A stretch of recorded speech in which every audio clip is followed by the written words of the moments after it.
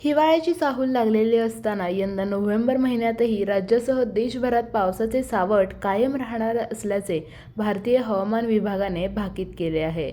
हवामान खात्याच्या अंदाजानुसार या महिन्यात सरासरीपेक्षा अधिक पाऊस पडण्याची शक्यता असून त्यामुळे राज्यातील हवामानात पुन्हा एकदा बदल जाणवणार आहे. बंगालच्या उपसागरात निर्माण झालेल्या कमी दाबाच्या पट्ट्यामुळे महाराष्ट्र, मध्य प्रदेश, छत्तीसगड, ओडिशा आणि दक्षिणेकडील काही भागांमध्ये पावसाचे वातावरण तयार झाले आहे.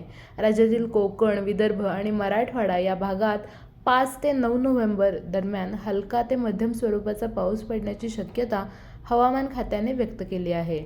काही ठिकाणी विजांच्या कडकडाटासह आणि गारपिटीसह पावसाचा इशाराही देण्यात आला आहे. नोव्हेंबर महिन्यात साधारणपणे थंडीची सुरुवात होते, मात्र वारंवार पाऊस आणि हवामानातील बदलांमुळे यंदा थंडी काही दिवस उशिरा जाणवण्याची शक्यता आहे. दिवसाचे तापमान काहीसे जास्त राहील, तर सकाळी आणि संध्याकाळी सौम्य थंडी जाणवेल, असे हवामान खात्याचे म्हणणे आहे. या अवकाळी पावसाचा परिणाम रब्बी हंगामातील तूर, हरभरा, गहू आणि भाजीपाल्याच्या पिकांवर होण्याची शक्यता असल्याने शेतकऱ्यांना पिकांचे संरक्षण करण्याचे आवाहन कृषी विभागाने केले आहे. तसेच किनारपट्टी भागातील मच्छीमारांनी काही दिवस समुद्रात न जाण्याचे आवाहनही करण्यात आले आहे.